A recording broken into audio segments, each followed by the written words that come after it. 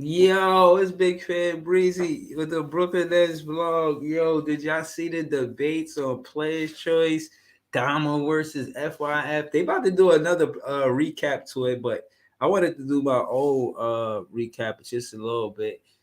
Shout to Young Africa, man. I think he cleared Dub. That looked like the only debate that was just clearly Young Africa won. Honestly, the Damo FYF debate, I gotta watch again.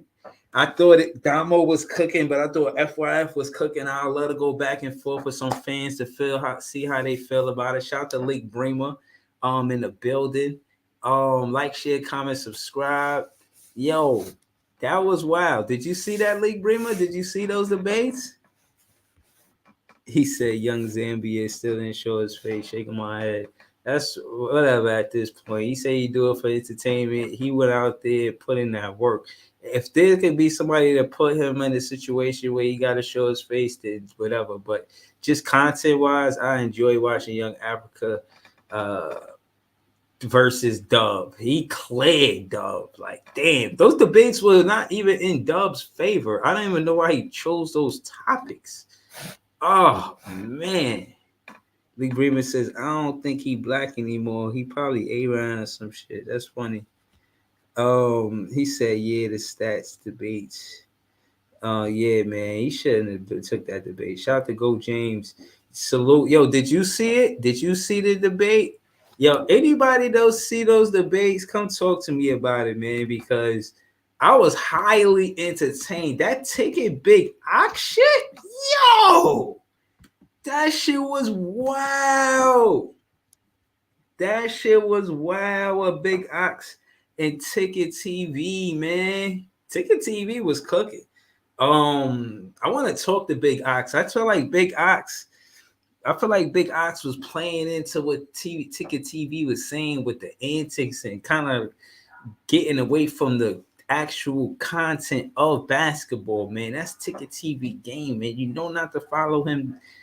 Nah, man. I think Big Ox he showed up though, but I don't like the rebuttal round where both of them supposed to talk at the same time. I don't like that. That was the one part that I did like. I feel like Ticket TV dominated that part, and Ox couldn't really get a word, and he couldn't really rebuttal. It was kind of like talking over each other. Excuse me. And Ticket TV was complaining about how he was being muted and all of that stuff like that. I think they could avoid that going into next year. I mean, they having a Christmas debate, so hopefully they avoid it then. But entertaining fucking debate, man. Shout out to Damo and FYF. They started it off with a bang. Like, they was going at it. They was talking about the debate about should the Lakers get OG from Toronto because OG is currently being shot by Toronto, and Damo followed up with the deficiencies and traded Gabe Vincent and Torian Prince. And oh man.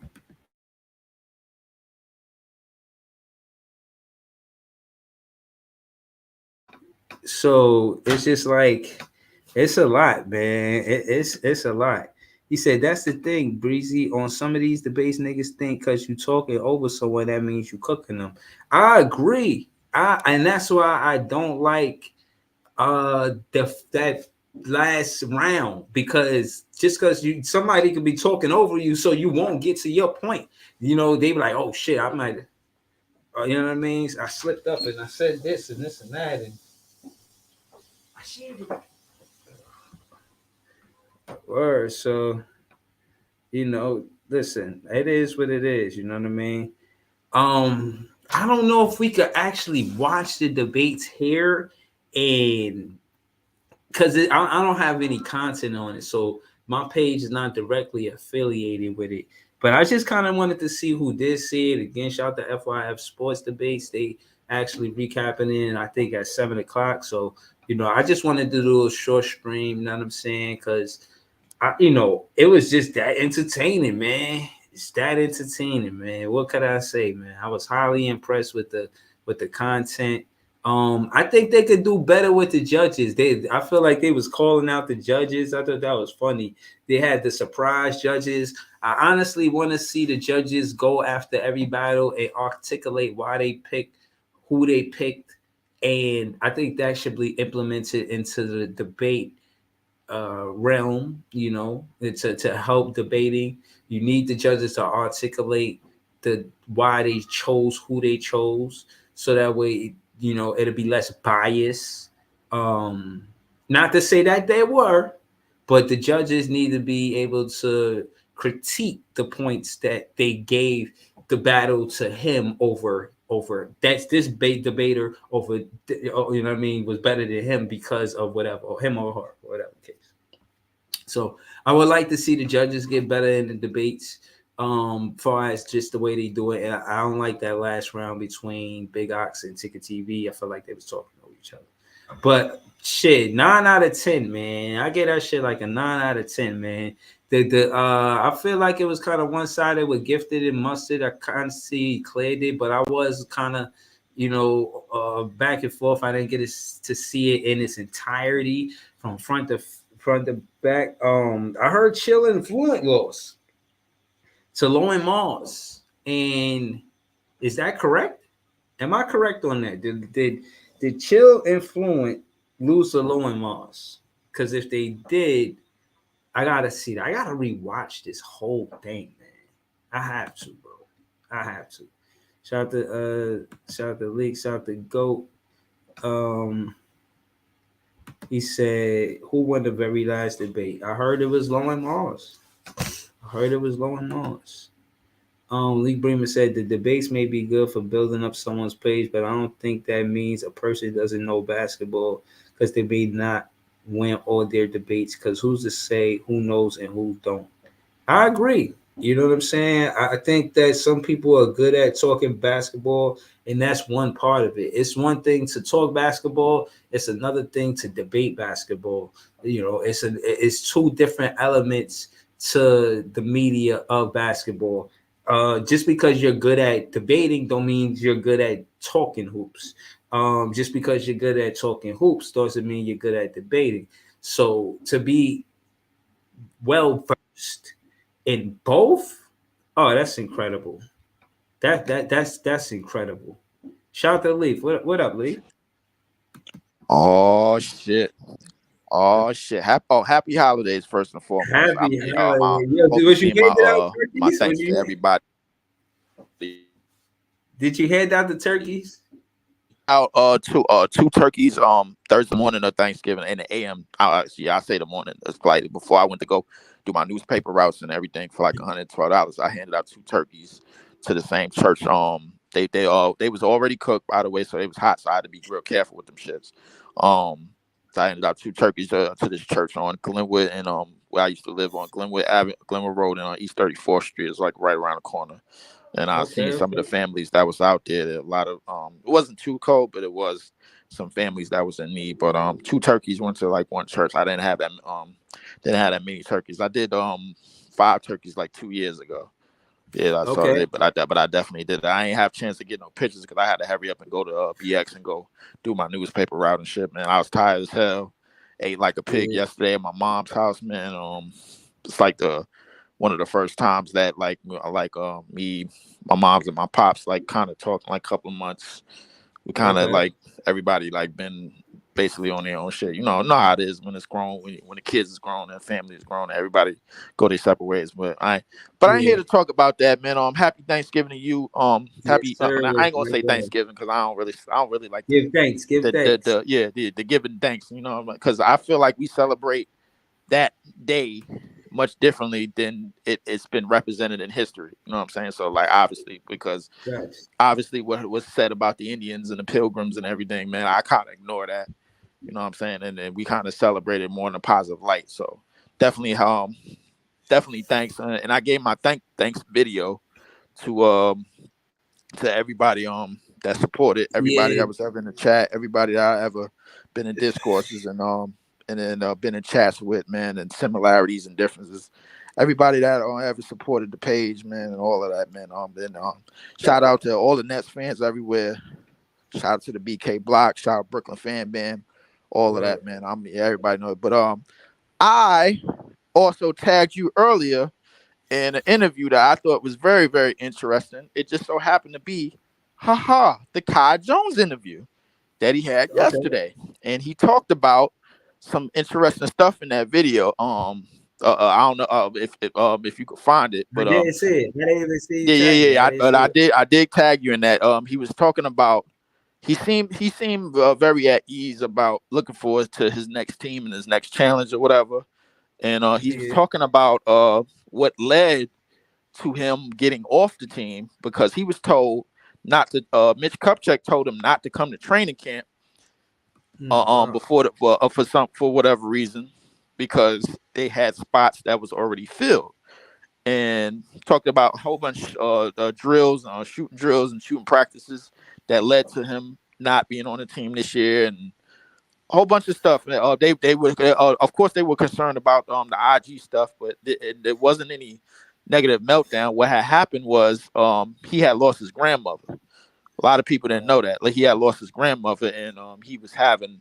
There was a couple of videos that he had lost, but they seen the color hair, and they see them dancing in the videos. But he basically has said if he wasn't in the NBA, he would probably be a dancer because he'd been dancing his whole life. You know what I'm saying? So Okay. like, but it was a lot of positive stuff in that video. I think teams seen that video. Hopefully the Nets seen that video. Hopefully Sean Marks and Joe Tsai seen that video or Mm. that interview that he had, and hopefully that see him in a better light because honestly speaking, he a young man. He only 22 years old, and he has a very large upside as a Mm. basketball player and a large upside as in life. You know what I'm saying? At Yeah. 22 years old, you got your What whole I life to what live at. You know what I'm saying? So, Yeah, what I will say to that, Leaf, is that I understand that you could be depressed after someone like your grandmother passes away. hmm So if he was acting out some way or another, then yeah, I think being early in his NBA career, whatever he did with the Hornets could be overlooked, shouldn't be frowned upon for the rest of his career. I don't think he should be blackballed or no shit like that. I don't know if he's a character piece for the Brooklyn Nets, but we'll see. Oh, yo, FYF, yo, hold on, FYF, yo, can you give me Lamont. hold on, let me talk to FYF, let me talk to Lamar real quick. Hold Yo, up. Nah. that debate, Ain't no talking to Lamont, man. He got his ass kicked. hold on. That debate with him and Damo was close because the reason why I say that is because FYF was making points about the international players, but then Damo followed up like, yeah, they continued that, once you got Manu, but now you got Luca, and he did like that kind of comparison. I thought that was fire. Like, yo, both of them are spitting fire. I'm gonna be honest. I'm glad I wasn't a judge because I would have asked to watch it twice before I actually gave a grade. It's one thing to be a debater. It's another thing to judge this magnitude of a debate. You know what I'm saying? Um, Great fucking debate, man. Highly Um, entertaining. So you say Damo clears FYF? Talk to me, Lethal. How you feel about that? I got it too close to call. I actually want to see it again to make my assumption. That's why I said plays Chelsea debate a bunch of question marks on that because I'm not sure on that. well, Besides coming in, Young Africa, Young Africa cleared up, yeah, cleared. yeah. Dub set himself up for failure, man. He failed me. Bobby failed me. Obviously, and Ticket failed me. But mostly, bro, like just I personally think, and I don't want to harp on Ticket too much, bro. Like, but I think Ticket. I agree with Ticket in terms of what he was saying. To Mars on the way out, he said, "Man, listen, like the debates now as opposed because I ain't gonna lie, I came in with bias, bro. Like it was basically I already Okay. had who I wanted to lose, bro. Like it was like no disrespect intended, but it was fuck Lamont, bro. When I came in the door, so like Okay. I kind of just had it, bro. Like He a smooth Damo. talking cat, man. He was getting his shit off, man. But No, I no, don't no, no. know. He was, man. But at the same time, bro, like I already had what I had coming in the door. I was running with Bobby. I was running with Dub. I was running with like I have my biases, and it's one of the reasons why I don't think the chat should be voting in these battles. But because at the same time, bro, like we got to understand something, bro. Like Lowe pretty much owns the chat. He owns the chat. Like as good as that last battle was, it didn't make it damn. It didn't mean a damn thing because like for them for the chat to vote 60 something and 30 something in favor of Mars and Chill and Mars and Low as if like as if Chill and Fluent didn't provide any evidence or any talking points or like that's Ah, almost what it I looked like. gotta watch that again, man. Yeah, that's Yo, almost can what we it looked watch like. it? Oh shit! Hold on. FYF pulled up. Yo, FYF pulled up. What up? What up? Yo, man, you and that debate with you and Damo was close. And again, I need a second watch to call it. I thought it was highly entertaining. I thought your debate was again, it was more than one. The one that stood out the most was I think the 2000 era versus the present era. That was tough, man. Who picked Wait. that He battled the 2000. Hold on, I caught it late. He bought it battled the 2000 era versus today's era. I think FYF Sports, the Lamont had the 2000s. Am I correct? I Am I think right? somebody Yeah, but debated that. Yo, who debated that shit last year? Was that Dub and Fluent? I don't know. Hold on. Let no, FYF get the floor. Shout out to I FYF, man. look, like in all of the debates that in all of the categories that we had. The funny thing to me was that Damo, and this is why I felt like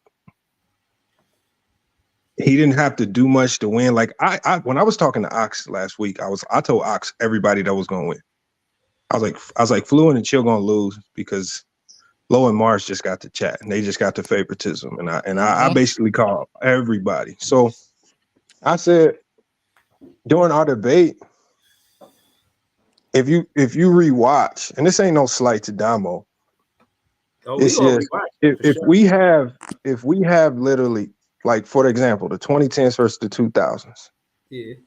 That's why I even said in my last round, I said, bro, you didn't use all your 3 rounds to complain about the 2000s, but you ain't said nothing about this era with what makes it great. And, you know, I thought I did a good job of explaining what made that era great, the teams, the dynasties, the players. And then I said everything from this era. I said they stole bits and pieces from the 2000s, but they forgot the dynasties. They didn't have we don't have no rivalries. We don't have, it's too much player movement. It kills a lot of what makes an era great. So I mean, obviously that one right there was kind of a push. I mean, I felt like the way I closed it killed them. Well, like, yeah, it definitely was pushed. But the thing is, bro, like when you got so much of the chat and is speaking to what you was talking about with the with Chill and Fluent, how they was basically facing an uphill battle, bro. Because I basically said it 2 weeks ago. I'm like, yo, they not only facing Low and Mars, they facing the chat as well.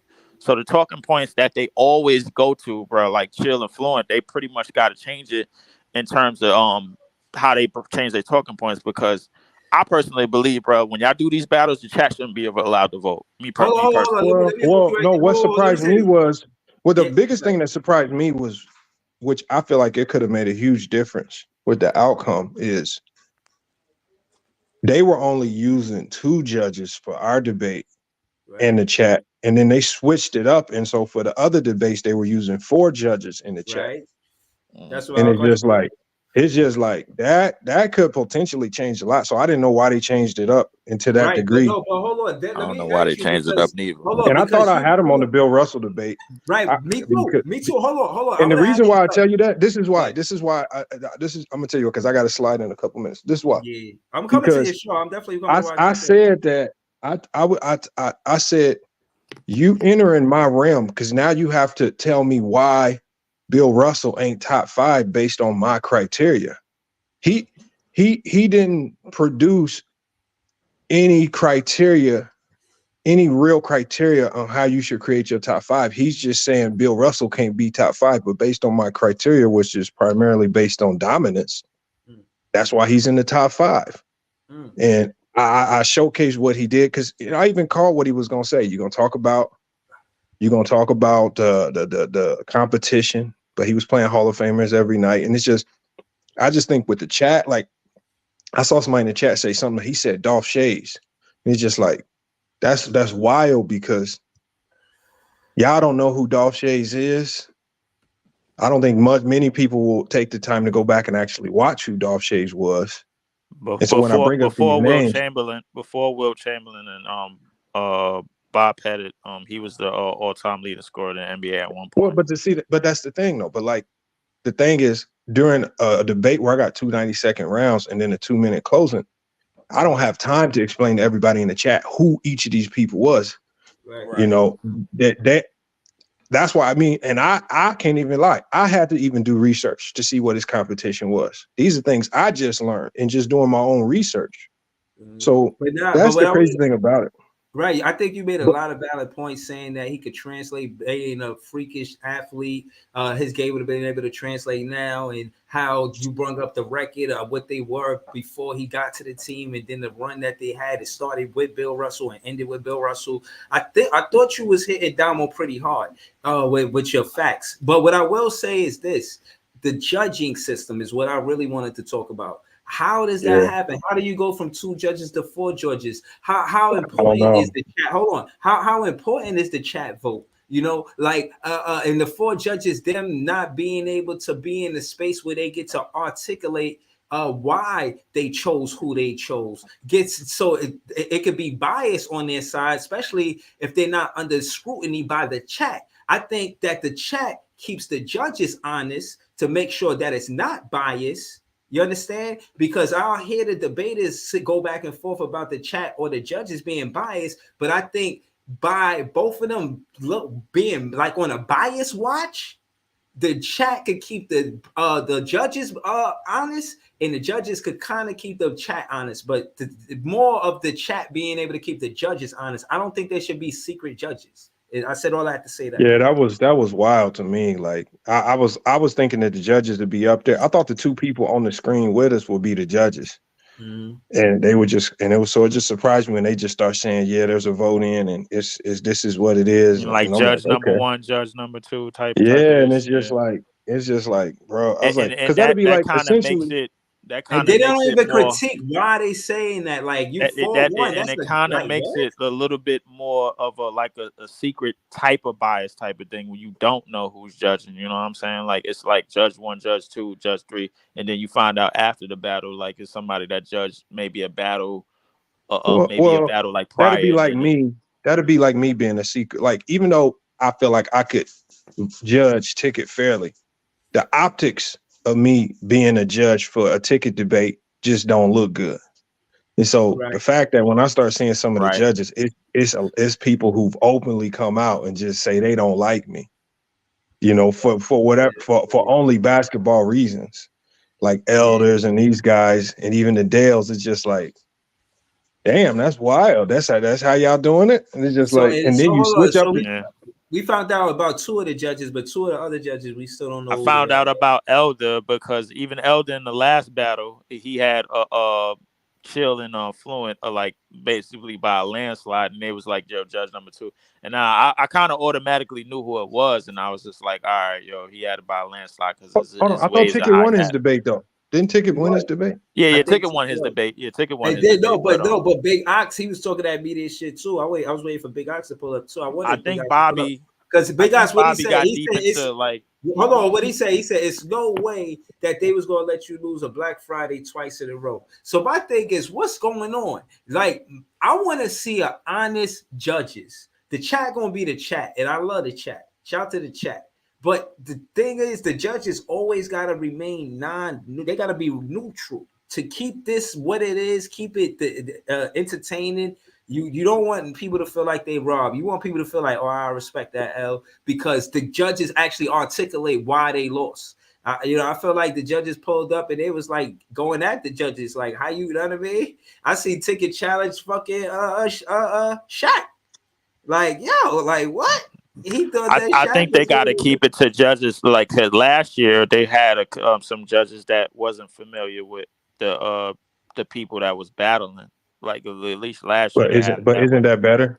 Isn't that better that if is they're better. not familiar with the people? That is. That's what I was getting to. The most biased. That's what I was getting to.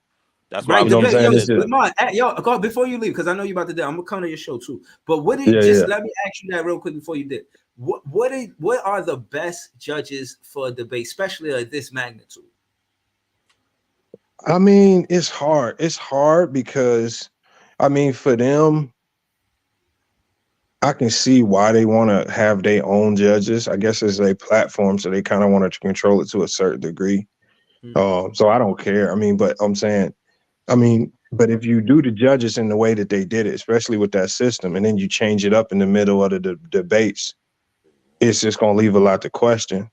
So that I try my best to like I understand that the chat can be biased, so I try my best with the other two votes that are out there to get to make them as non-biased as possible. That's why I have a special guest judge, and then I have a panel of judge. So I count my panel as a group.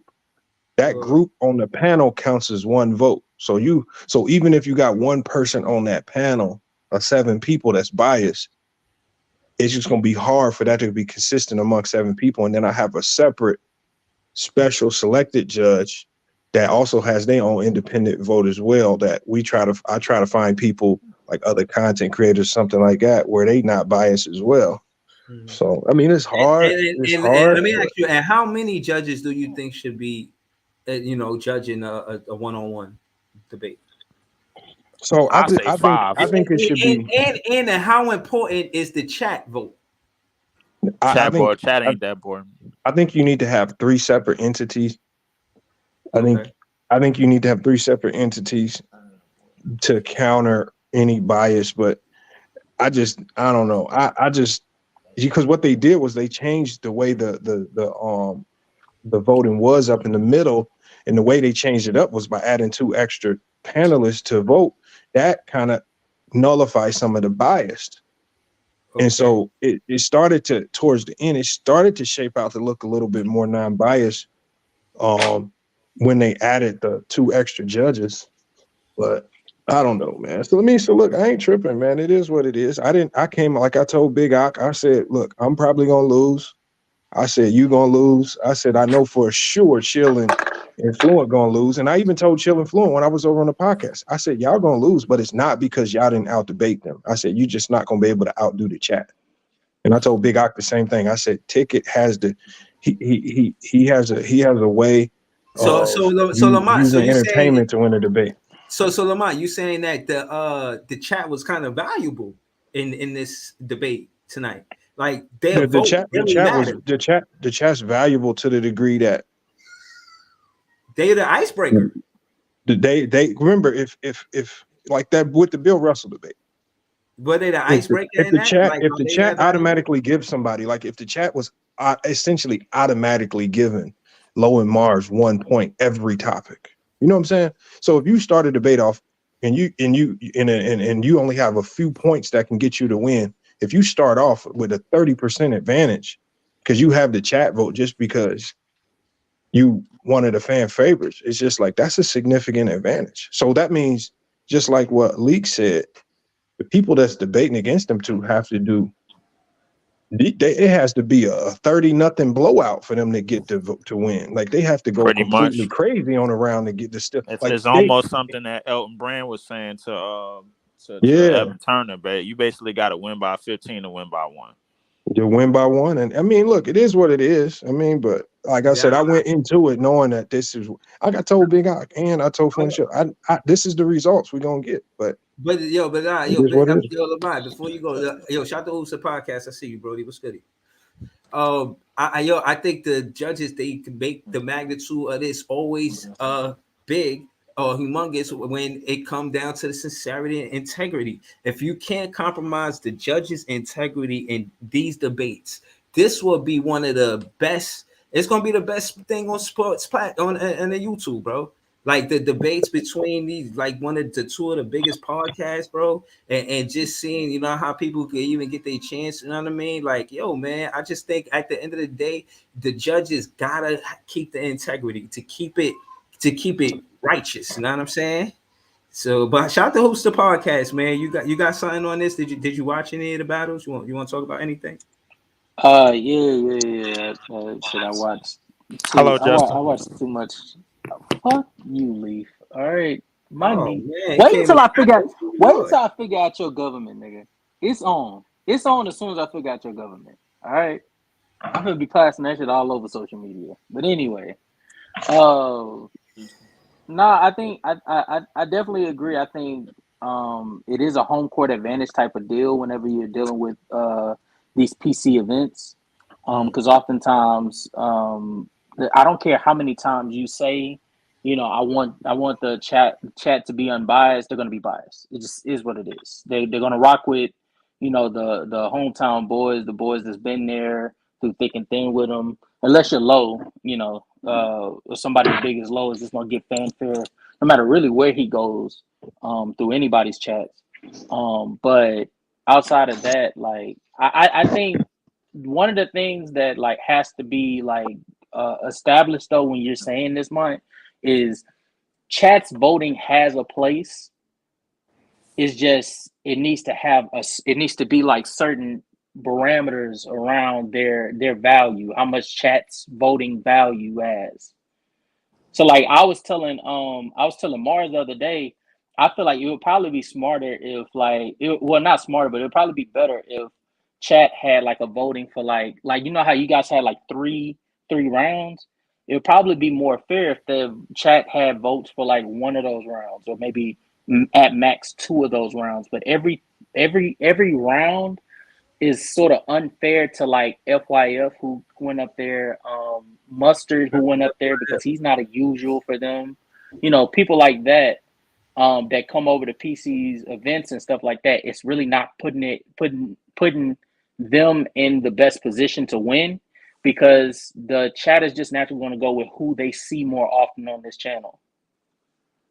Yeah, I mean, I don't know, man. I like to see who just know basketball better, who's a better debater. I ain't in it for favoritism. Shout out to you, Hoops the podcast. Shit. Look, I think that Young Africa cleared Dub. That was the like clearest one to me. You know what I mean? It Yeah. was the most one sided. That shit was an ass whooping. Yeah, yes, eloquently said by my guy. Dub is a fucking nut for that, bro. I'm like, what the Yo, hell? How you yeah, debating CP3 career wise over D Wade and you a Heat fan? right, How the hell you do that? right. That's wild. I'm like, Yeah, this I nigga, bro. think I told him months ago about CP3, bro. He wouldn't listen to me. So I kept calling Buddy a liar, bro. Like, you made Africa look 10 times gooder than he naturally looked, bro. Like, I'm like, come on, bro. Like, yeah, you're but taking an L on this. Yeah, but the way that Ron and them, I don't know from nobody, but the way that Ron and them was talking about it after the matchup, it seemed like Dub is just stubborn. Dub wants to Very, win on his own accord, like the way he envisions him winning. He wants it to go that way, or he don't want it to go at all. And if that's the case, I mean, salute to you. You're gonna be taking a lot of L's, especially exactly. when it comes to debates like over topics like Chris Paul over D Wade. There's an avenue I could see you winning that debate, but none of the things that he said, like when None of you it. get into like the finals performances and like the performances in the playoffs period, it's really hard for you to be able to like have that discussion over Chris Paul or D Wade. Now, if we talking longevity, that's a different debate. Nah, but Yeah. but I you don't know, but think what I I'm don't think D saying Wade is, touches Chris Paul though. I think I he just should have argued the longevity a little bit yeah, Yeah, more. he should have argued. He should have yeah, argued. He should have argued right, longevity.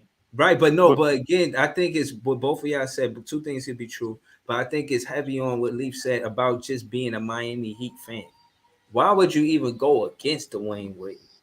Just for the fact like that why? you're Like, a I Heat don't fan. know why you would do that. And Like I wouldn't second, even go against him. Just the fact that I'm, you know what and I mean? Like, secondly, nah, I'm not and fucking doing it. secondly, like the longevity argument for CP3 should have been pushed more. But at the same time, the injuries in the postseason would have probably made that longevity argument look a little bit shady. Being at the fact that like CP3 kind of, it would have made it seem like CP3 just hung around more so than it was like a legitimate longevity. When we think of longevity, we think of players like at significant level. They still been afloat. You know what I'm saying? Like the KD longevity, Curry longevity. They 35 years old. LeBron obviously longevity. You know what I'm saying? So if you would have mentioned longevity in those particular cases, it would have been something. But the thing that it wasn't, because the career accolades doesn't add up. When you say best career CP3 versus D Wade, everybody knows. You could Right, just but go on the that's internet knows. right, but Everybody that's clearly knows it's D Wade. right. But that's what I'm getting at too. The biggest part of these debates is what debate you choose to get in. What topic do you choose? You just, I think that was just arrogant. Yeah, I could be you. I mean, you gotta have some type of arrogant confidence to think that you could Yeah. win versus I D Wayne. mean, I mean, I have, Listen. I So hold on, mean, let me ask I this. mean, Let me I ask you. have, Let me ask you, yeah. Hoops the podcast and leave. What was the best debate in y'all tonight? Like, regardless of who it was, back and forth, was it Big Ox? What was your favorite debate? We'll start there. What was your favorite debate?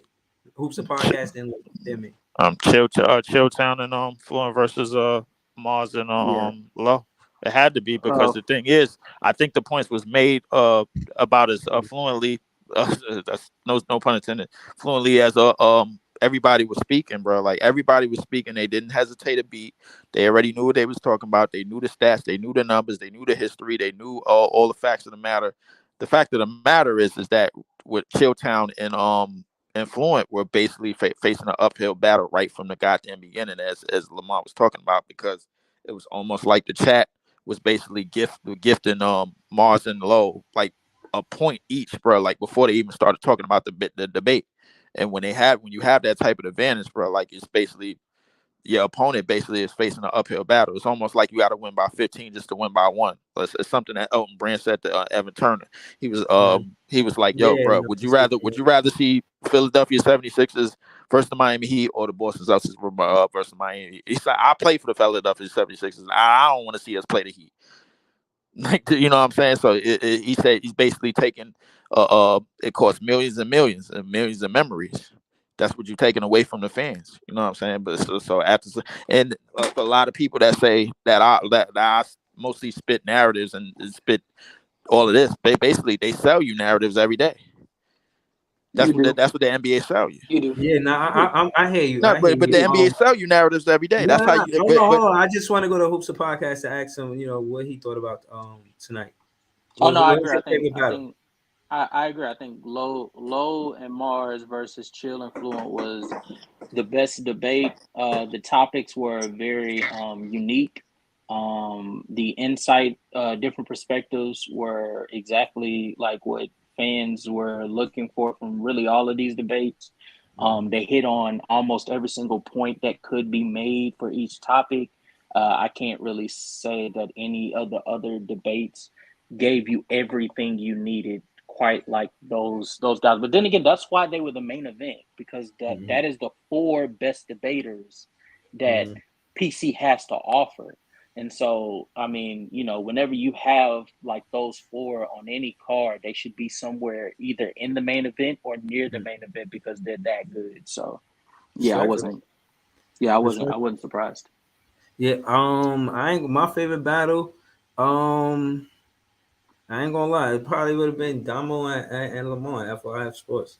I thought the show started off really good, and I thought they followed up good with Young Africa and Dub. But I think it was more me just watching Young Africa really give up that work. You know what I'm saying? But again, that first the way they started it, and I'll be honest, is my opinion is because I didn't really get a chance to see the one with Low Mars versus Fluent and Chill. I didn't see the entire Mm-hmm. thing. I seen bits and pieces.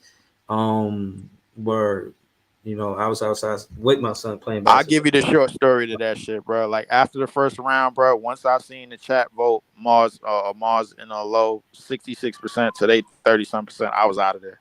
I basically had the Yeah. shit on the phone. And I was playing Well, 2K hold the on. Let rest me of the tell time. I you. was Let me like, tell fuck it. you. Let me tell you why I had Lamar and Damo number one though.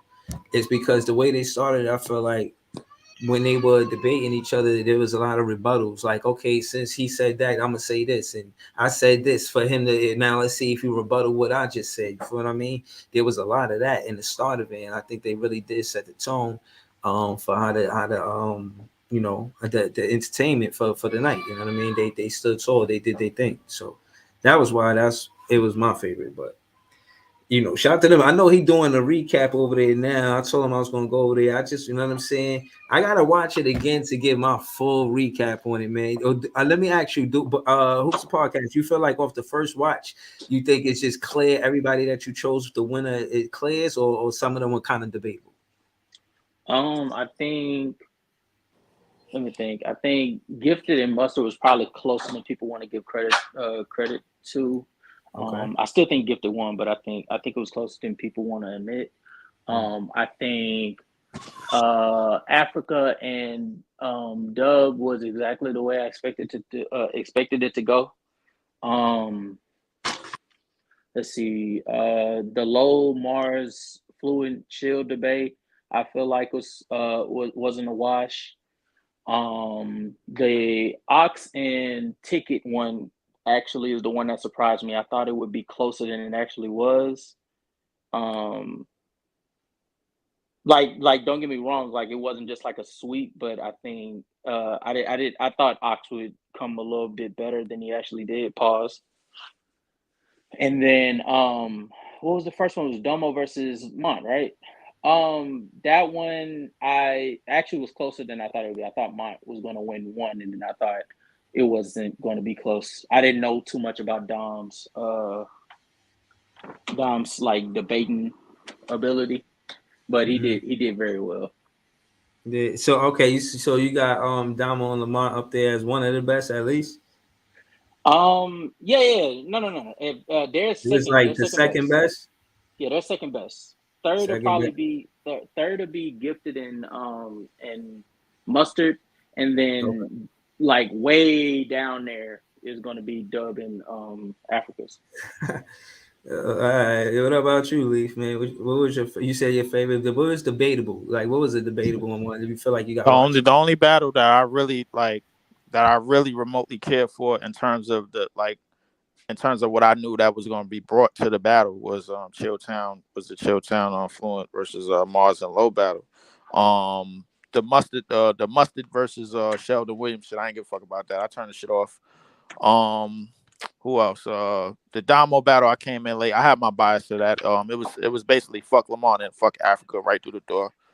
Um, who else? Oh, he's a hater. He's a hater. Oh yeah. Oh, viciously, bro. Yeah. When I come in that shit, yeah. Oh, viciously. Oh, very, very, very. I'm not usually a hater. I like to think of myself as a teacher, but it No, was no, no, fuck. no, no, no, no. You are a hater. No, No, you're a no, no, hater. I'm not. Not all the time. No, no. Yeah, I you just are. be Yeah, teaching you. I you just are. be teaching you shit. It's just fly over your head, bro. But it ain't your fault, bro. Like Oh it ain't your man, fault at all. Like nah, cause you hold condition, on, man. cause you, That cause sound like y'all want cause to you debate each condition. other, man. Nah, cause you conditioned to like a certain thing, bro. Like they sell you certain shit, but when I talk about it, I'm only chatting. But it's cool though. No, But Yeah, to get no, back to no. what I'm We saying, listen, you, no, but no, we can set up a debate. You know, it's like it ain't that no over here. fucking debate. I spit the facts, Leaf, bro. You hear it, you just look the other way. That's what it is, bro. yeah, Like Leaf, Leaf it ain't is no point. Leaf is a hater. Leaf, It- Leaf is Yo, a his every hater. name is for his everybody just boils podcast, least bro. down to the hater, bro. Like, Hold let me on, tell you something, bro, hold about on. me, bro. Well, hold on, no. Let me tell you this. Yeah. Until you had the allegations that was placed on me, you can't ever fix your face to call me a hater, bro. Let's just let that be known What's the right now. allegations? What's the allegations, Leaf? I'll let you find out later, bro. You'll find my name tagged on the video, bro. That was very, very, very disturbing, bro. Like I ain't gonna lie to you, bro. The Oh, accusations you and that know, shit was crazy. I seen that. I seen that. I seen that. I Yeah, seen so, that. all right, yeah. That is crazy. So if you thinking about it, and if you found it laughable, I personally didn't, bro. Like especially when I heard the claims, and I was just like, oh Nah, shit. nah, nah. That's why I didn't join that. That's why I didn't join that Ox team because that's a me personally. I don't play about that type of stuff. So yeah, no, I Yeah, didn't like that's that. that comes down to religion and Yeah, basically politics type of Yeah, shit, bro. nah, Like nah. We're like again, man. His hands is clean. We, again, he don't really like bringing it up, but nah, trust me, ain't none of that. yes, Brooklyn, yes. So until you yeah, had those allegations placed on you, bro, like you're not entitled to ever use the H word on me. I don't even yeah. like that Not with you. word, bro. Like be honest Not with with you.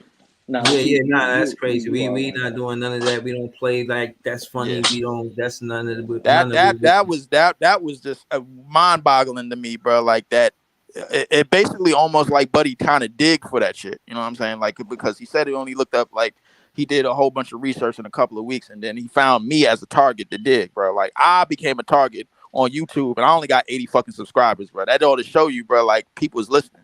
You know what I'm Hey, saying? look, So hold when I on, say shit, man, so like Leaf, just about almost a lot of the shit that I say is real, bro. And I Leaf, told y'all niggas that from Leaf, day one. Leaf. Have you Right, but contacted him? again, man, still that shit is different, man. Like I'll be listening, but I don't listen to debate. I just listen for the content. I listen for what you trying to do. Like if you talking like heavy, like you trying to debate something.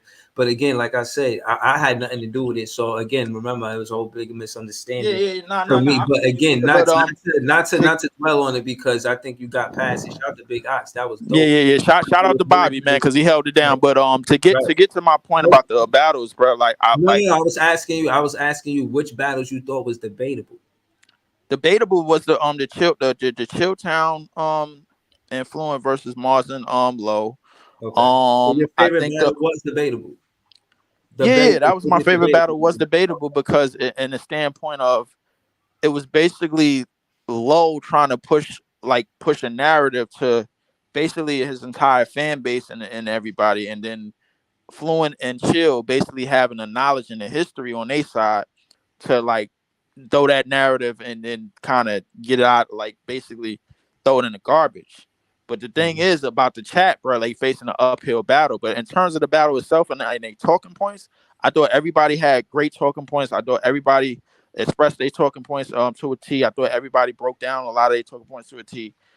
Maybe a couple of things that was missed.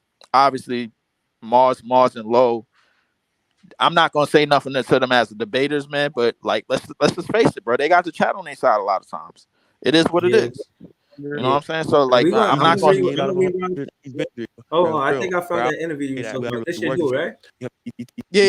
You have to really That's a little understand like that's a snippet of the all the interview, but different it's an complexities hour that you're long on working with, YouTube. like from the coach's aspect, Let like your me see. relationship with the coach, like Yeah.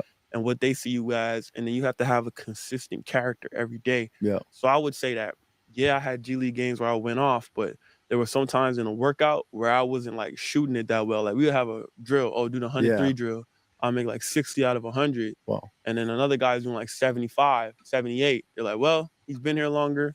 He's doing 78 out of 100. I'm going to use him because he's more detailed, more accurate every day. And yeah, he may be older than you, but this is the pros, kid. Like, this is how it works. Like, you got to shoot it better than that guy and that guy. And I knew that. And I was like, man, I'm going to try. I'm going to give it the best I can. So I get my extra work in at 6 a.m. And I was more athletic than the guy who's like shooting it better than me. And like, you could say, oh, what if Kai's more of a gamer? But they're like, bro, he's younger. Send him to the G. He got to prove himself down there. Yeah. And most guys do have to go through that. You know, Pascal Siakam had to go through that. A lot of guys have to do it. But I feel like now, with the space I'm at now and, you know, in the situation that I'm in, trying to find my way onto a new team, I understand like what it takes to start in the NBA and be the best player in the world. And because of my years in the G League. Yeah. So when you get down there, and it's because when I was down there, bro, it's like I'm with it, bro. He sound like he good for the Brooklyn Nets, man. I'm not trying to debate you and say that he not good for the Brooklyn Nets. He's good for the Brooklyn Nets. For sure, bro. And to add more to that, bro, I think and I pushed that narrative on the Chill with Chill show, and it was Bobby that told me, he was like, yo, if Sean Marks tells Joe Tsai that he just signed Kai Jones, Joe basically he said Joe Tsai is gonna tell him to pack his bags, bro. Like you relieved of your duties. I'm like, nah, I don't think so, bro. Like because you can't tell me that this young kid understand like, even though based on this interview before you play even based on this interview is not at least aware of how things work in the NBA and how character works in the NBA, how you're being looked at on almost every scale as an NBA athlete, you know, on the court, off the court, in terms of your behavior, your patterns. But like he lost his grandmoms. Like that's what happened. That's the truth of the matter. Second, he was showing a lot of the stuff that he was doing in the IG video. He was mostly showing his range, and that's what he talked about more in the video.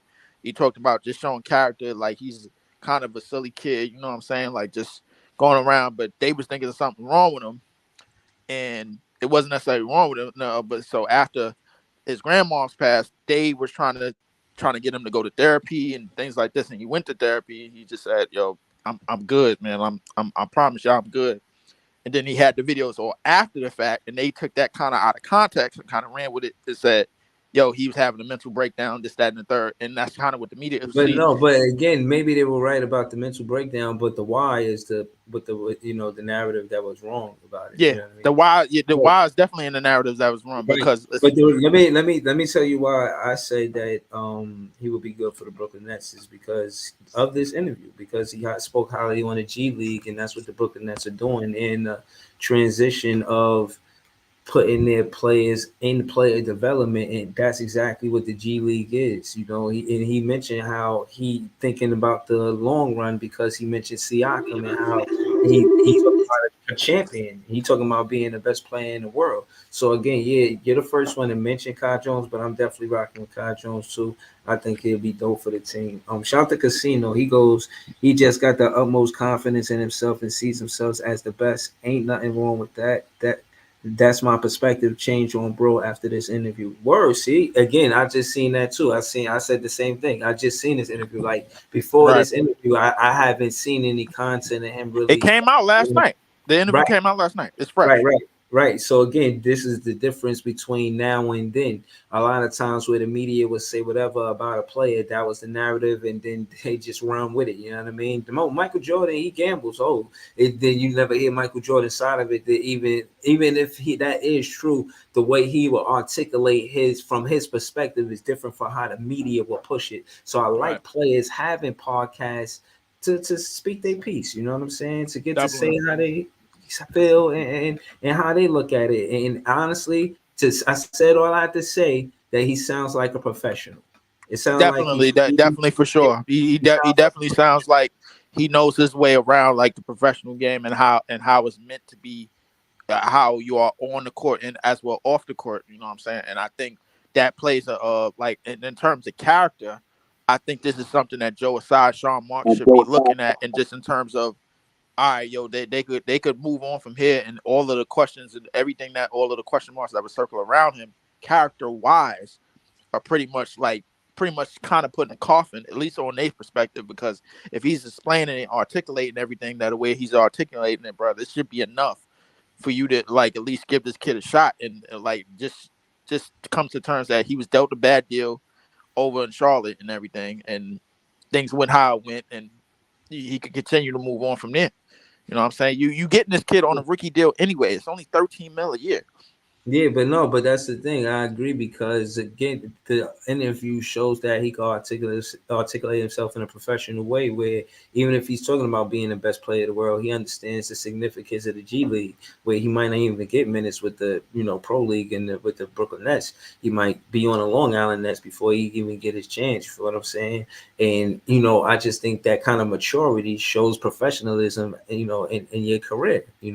And I think because he's young and he knows that early and he can conduct himself that way in the interview, he would be able to conduct himself versus a vicious New York media. You know what I'm saying? And, I say that as nice as possible, but, the media can deter, can almost be bigger than the game, for lack of better words. You know what I mean? And I'm for one, regardless of how big this podcast ever becomes, shout out to my two viewers, shout out to the panel. But Mm-hmm. I will always stay true to I'm never bigger than the game. I'm never bigger than basketball. I'm here because of basketball and my love for basketball. But you know, the game is what I love. You know what I mean? I love basketball. So I'm just paying respect to the fact that I love basketball and that's why I'm here. I think But we all I love don't, basketball. and right, and I don't want. I think the media with Katie and Kyrie, with everything that was going on, it was like more about the media and what they were saying about the team and the players. But now it's about more of the basketball. You feel what I'm saying? If that Mm-hmm. makes sense. Definitely, because a lot of that controversy is not circling around anymore. And I think now that the Nets, if they actually see this as an interview and actually they could be at ease, that same type of controversy doesn't circle around their organization if they take a chance to sign him either. You know what I'm saying? But we definitely all love basketball. I just don't like the politics that come with it. Especially as it pertains to the What up, NBA Pierre? and as it pertains to a lot of the other things retaining the basketball, especially the basketball that's shown on television. You know what I'm saying? Because if it's shown on television, that means they got to sell you. They or at least they feel they have to.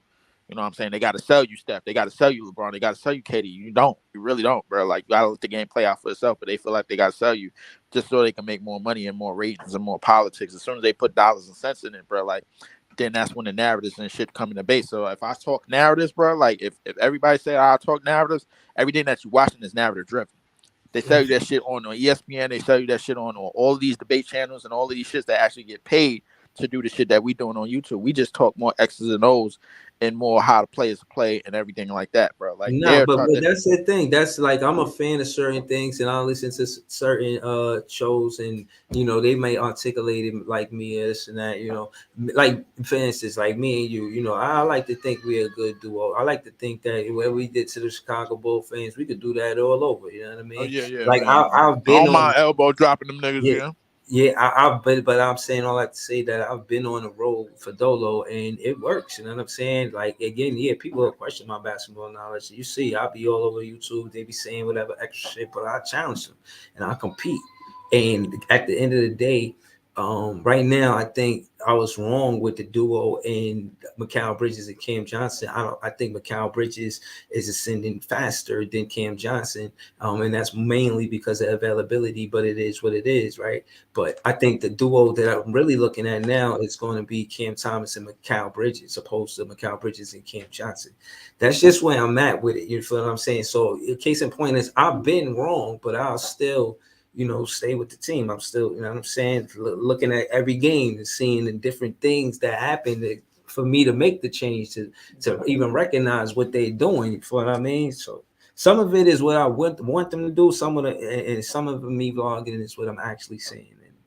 And I see Mikal Bridges and Cam Thomas being a good duo if Cam Thomas is healthy, bro. For I real. mean, a lot of them is what I see that I know that they could do. It's just nobody else knows it.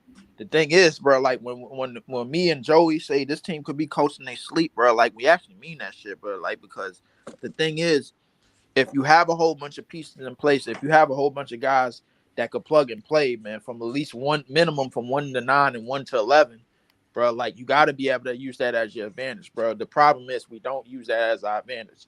Defense, pace, a transition, and bench and reserves is how we're gonna win a lot of our games this season. If we commit to those things, bro, like we're gonna win a whole lot more games than we win. If we don't Like, commit to those things, mhm. then we're gonna keep having the same results that we have. A 1 win here, 2 losses here, 2 wins here, 1 loss here. It's I gonna think, seem like yeah. a mid type of thing. Right. I think to just get back to the drawing board, pre-capping the game for tomorrow. Shout out to KVN who run the City the podcast. Me and T Time, we're gonna do that Saturday morning at 11 a.m. If not Sunday at 11 a.m. Pull up for that. Be doing that tomorrow. Shout out to all the Nets fans. We the best fans. The other fans, all right. I mean, but you know That's how it cap. go. But I'm saying, we definitely better than KD fans. That's But cap. but but We way better anyway, than Katy fans. but That's cap. anyway, pre-capping the game for tomorrow. Just to let y'all know where we at. I mean, shout out to my Nets fans. We don't expect DSJ back until after the Miami game. Cam Thomas until after the Miami game, and Ben Simmons until after the Miami game. So again, I think, and I said that to say to leave. But I think we should call up Jalen Wilson and Amani Brooks. I I think we definitely should. say we should call up Amani You know, Brooks for sure. I like in terms of like Jalen Wilson. I think he probably needs this like a little bit more he tools, could and I push think the pace. He's a pace pusher. You know what I'm well, saying? the thing Just is, to put on we already have that in Trendon Watford. So But my now thing we is, need more of it because Ben Simmons ain't there. We've lost on transition points since Ben Simmons haven't been there. We need help. He like Ben Simmons' transition points is doing the work of a Jalen Wilson and a Trendon Watford. But because Ben Simmons is not there to push the pace, we need both players to help push the pace. You know what I mean? It's just well, what well, it is. well, well. Here's the thing, bro. When you have a roster that the way that ours is built, even with a Ben Simmons injury, even with a Cam Thomas injury, bro, like you're not gonna acknowledge too much of the young talent too much because you already got too many plug and play players almost all over the place. Don't you? DSJ is out. I think he was out for a little bit. I think he might be coming back next game. You still got Lonnie But Walker, what of about course, see? on All top right. of. So look, what I'm saying is like, for instance, I think we give too many shots to Royce O'Neal.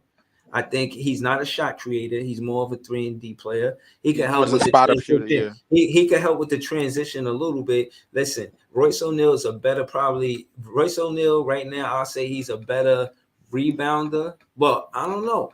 Listen, Jalen Wilson could get some of Royce O'Neal minutes. I'm saying all that. Here's the thing. The reason why Royce O'Neal is getting so much of the PT and the shots that he's getting is based off of what he's already done. If you go back to the Utah, like this is what Jock Vaughn is looking at, bro. Jock Vaughn is looking at he's looking at something that's not actually in a Nets uniform and what was in a Utah uniform. Over in Utah, he might have been a best perimeter defender. He might have been a best perimeter defender, bro. Like especially when Joe Ingles went down. So the thing is, they're looking at that the same way they I'm look at saying share DFS. minutes. He ain't gotta give him a bulk of minutes. He Yeah, don't have to get much, but he's not I'm just that good for the but perimeter for him to get that many minutes where he can't share it with Jalen Wilson. Bro. yeah. But here's the thing, bro. But like most of our picks, most if not all of our picks are really projects, bro. We don't like the thing but is listen, Jalen Wilson came And out they're young too. in That's why. college, bro, and he was averaging like 17 per. What? Yeah. Hold on, Iceman. You know Jalen Wilson? You know what I'm talking about? Yeah. He got an advantage because he played 4 years, so they probably might put him in there. He played 3 years, but I mean, he definitely but the thing about it is like the advantages for rookies, especially like is a small window, bro. Like it's really realistically, it's like the top 10 or top. It's really anything outside of the lottery.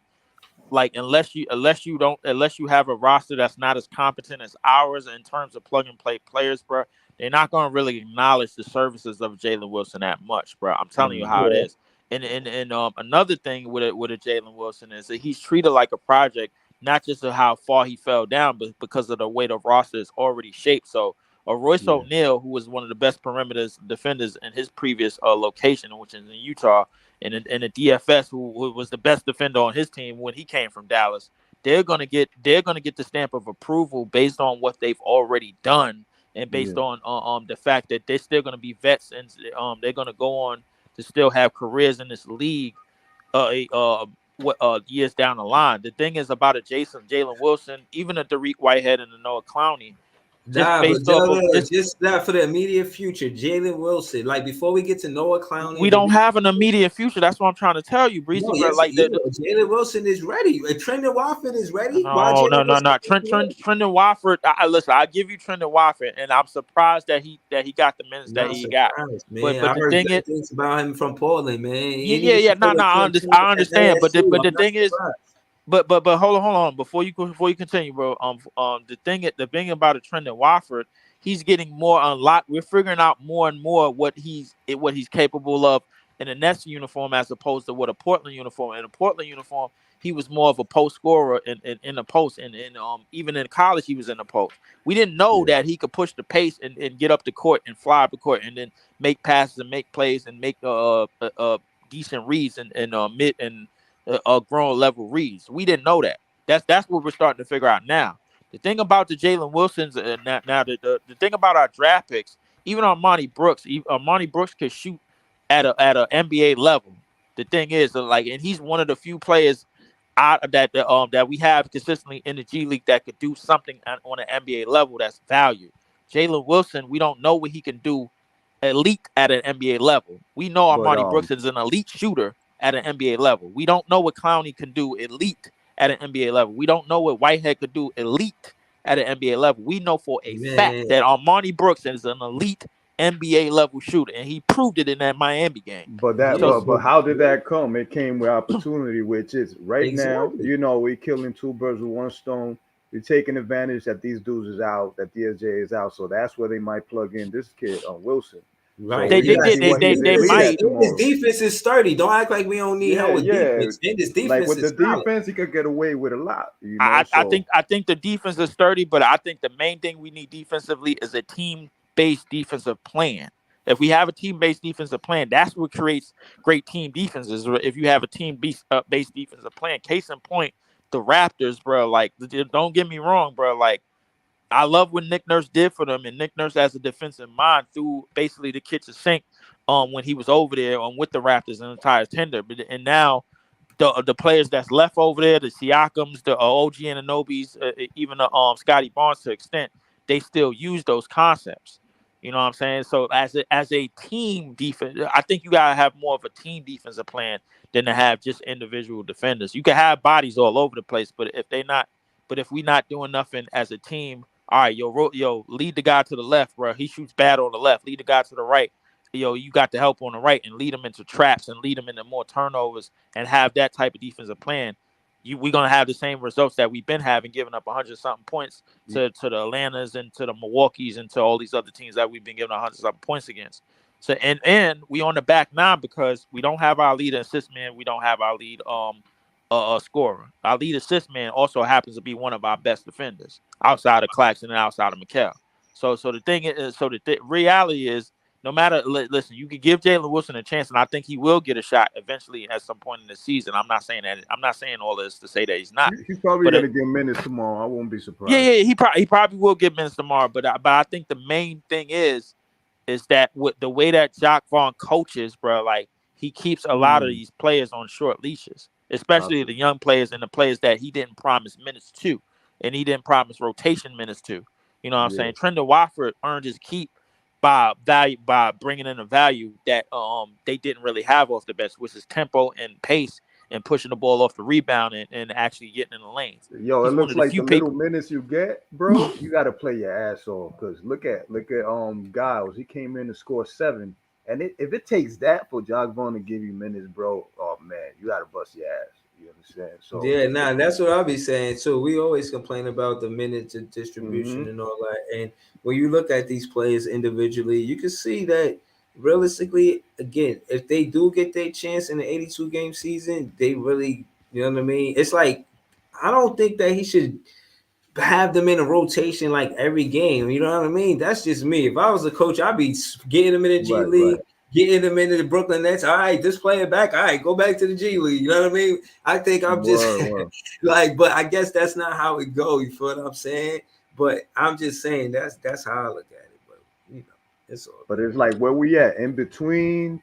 Are we major league roster? Are we letting the kids play? Like where we at? You understand? I think just because of the injuries, we go right to we automatically panic.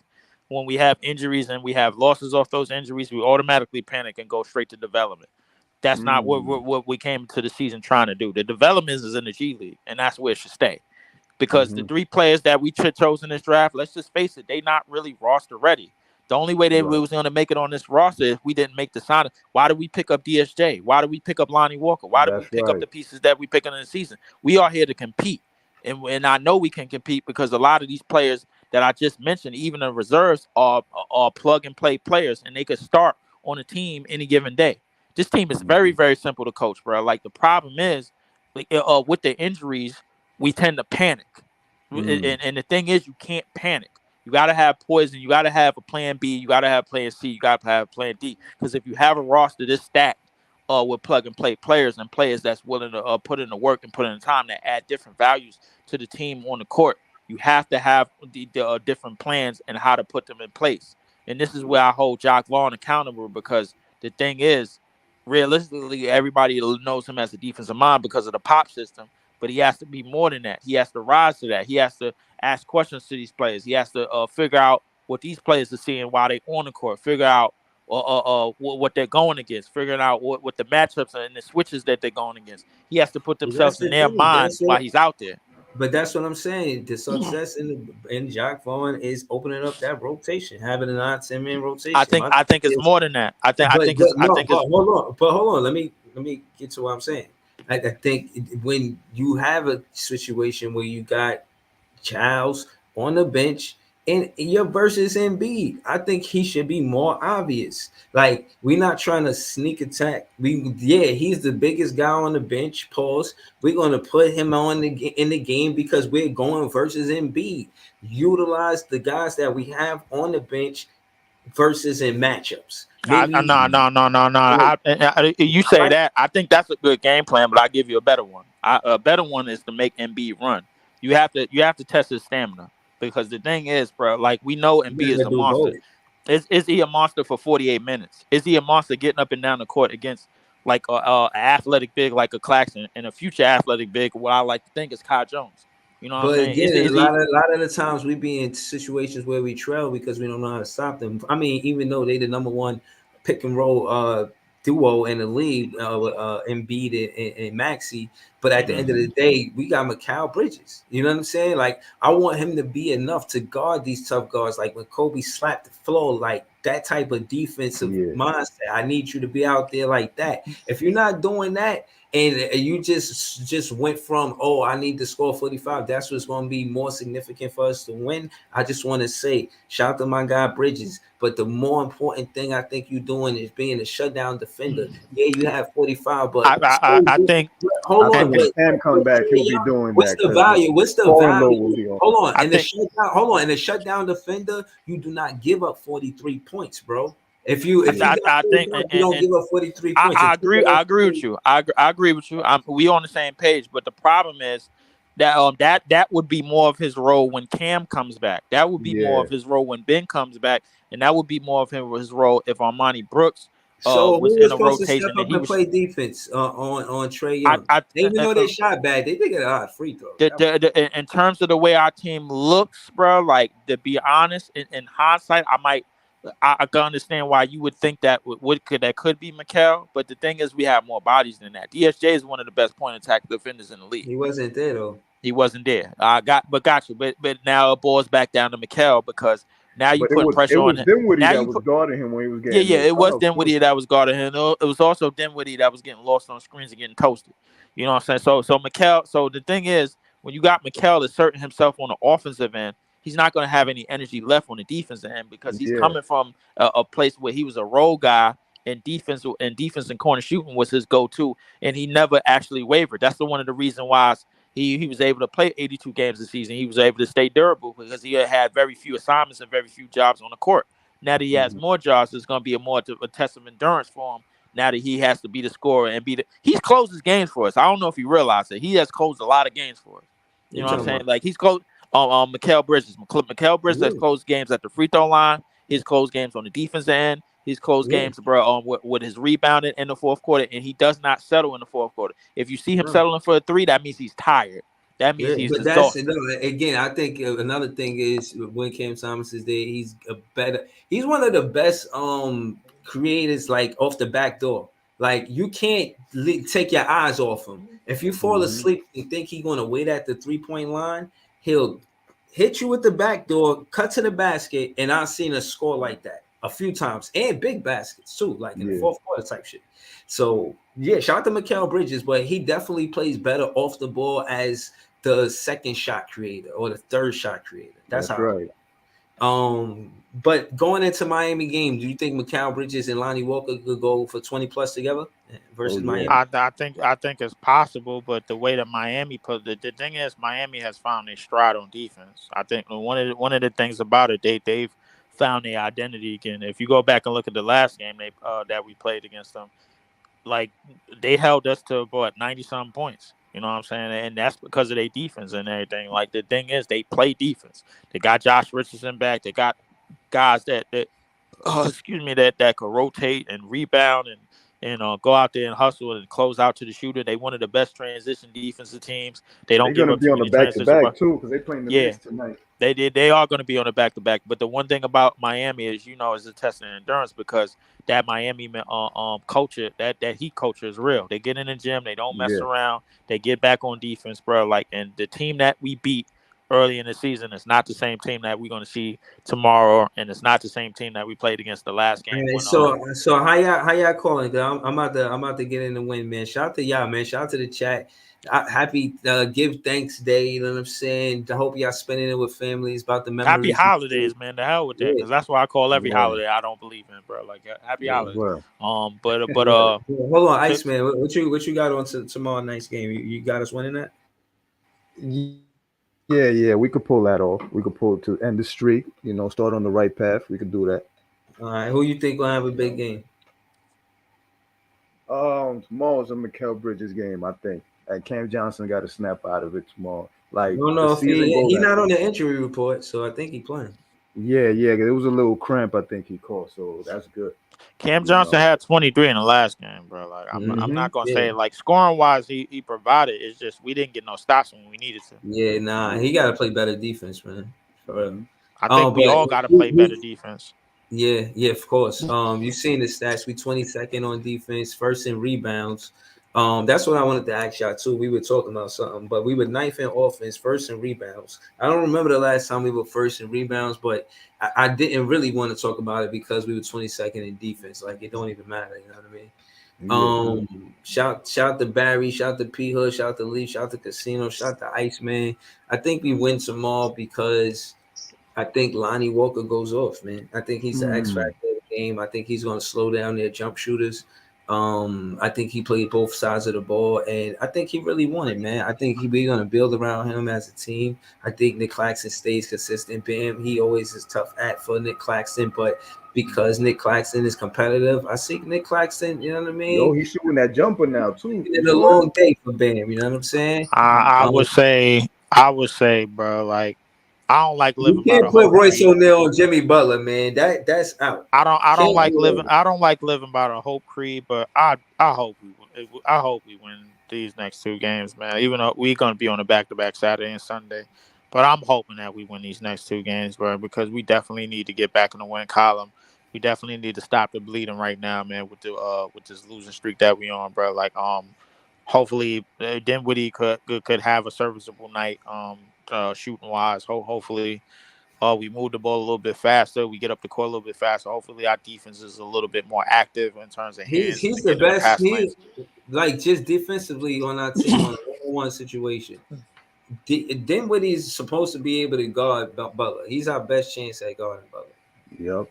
I think that's kind of sad, bro. Like No, I mean who else? Because it ain't Royce O'Neal. Not after yeah, last because night. yeah, I mean, well, it ain't Royce O'Neal, and I think that if we had Ben Simmons, man, and the answer would be clear in terms of Jimmy. In terms of Bam, bro, like I think on Nick Claxton, like you just gonna have I to deal don't with that think all y'all night. seen Jimmy hitting those threes. I don't think he like that. You got to prove that shit. His Yeah. natural You got game to is push. I going to the mean, millie what and going to the Jimmy basket. He got to take 23s to beat us. Fuck that That's shit. a fact. Listen, Jimmy probably ain't like that. In like against the Denver's and the big playoff games and whatever, bro. Like, but he, even though we have seen him have big games in the playoffs against top teams and all that. So to say he's not like that when he sees a team like the one we're assembling tomorrow with the lineups that we putting out there, he might think that he is like that because Nah, he gonna look. I'm saying give him the We open three. His natural game is to go to the paint or the go to the midi. mid range, yeah, Like, get to the like midi, make yeah. him prove he gonna knock down that three ball. If he start the game off cold like that, maybe we could go into the second I quarter don't think we should give up close threes because I at don't want to all. be down by double digits going to the second quarter. If I don't even neither, but at listen, this even if we going into the second quarter with a single digit trail, that's better than a double digit trail. You feel what I mean? I don't want to be down That's by right. double digits. And I feel like at the end of the day, we can't rely on scoring. And when you see that we ninth in scoring, but that's not helping us win games. We got to collectively be a better defensive team for us to win. It can't be such a gap between ninth and 22nd, ninth in offense, but that's it exactly, bro. Like the defense. We got rebounding, our identity is defense. I bet you this: if we were ninth in defense and 22nd in offense, we would be a better Brooklyn Nets team. You feel I what I'm That's saying? a highly doubt fact. that. I highly doubt that. But I think we got to. I think we have too many pieces to not make strides But I in don't so think many we'll different ever areas. be a 22nd. I don't never think we'll be a 22nd. I sure hope not. I But if mean, we like had knife in, if we in ninth in defense, we're one of the better teams in the NBA. That's a fact. if we in knife and defense, I believe like we at least got to be 15th, 15th in offense, bro. It's so many areas of the game, bro. Like because we have a lot of players on our roster, injured or not injured, bro. Like a help in a lot of these areas. You got your offensive guys and Cam Thomas, bro, and Ben Simmons who can push the pace. And then you got guys like Claxton and Ben Simmons on defense, and Mikel on defense. Mikel is a two-way player. And then you got other guys that's 3 and Ds, man, like DFS and Royce O'Neal. So it should work. In hindsight, it should work. The thing is, with our coaching staff, they have to put themselves in the mindset of these players, and they have to put themselves in the mindset of how they should react and what the tendencies is, and we should look more into tendencies when we playing these teams and the scouting reports and bro, other teams. Because when we play a team like Atlanta and you don't realize that Trae Young is a free throw foul merchant, bro, like, and you going for and you biting on these shits, bro. Like and late seconds of the game, and you forcing the referees to basically bullshit us out of a damn victory that we Nah, had at nah, hand. I'm not putting that on us. The refs could have did better, man. That was Yeah, no, terrible. I am putting no. I'm putting it on the refs for sure, bro. The refs has definitely been better, but the thing is, you don't help the case, bro. Why when you know that he's going for a foul. He's not looking for no crazy shit. He's going for a foul, going or dribbling all the way to his right side. When he dribbles to his left, he's always going to the basket, could probably pull a fake off, bro. But when he's going all the way to right, he's 9 times out of 10 trying to foul bait you in closing seconds. We seen it Nah, before. We gonna see it listen. again. Like Yeah, we gonna see. Listen, how listen, do I know his tendencies, bro? And half of the damn team that's playing him doesn't, because I'm watching them and I'm paying listen. attention to it. Listen, shout to listen. That game over. We gonna focus on tomorrow, man. Shout to KBN. I beat it at 11 a.m. Shout to Leaf. Shout to Iceman.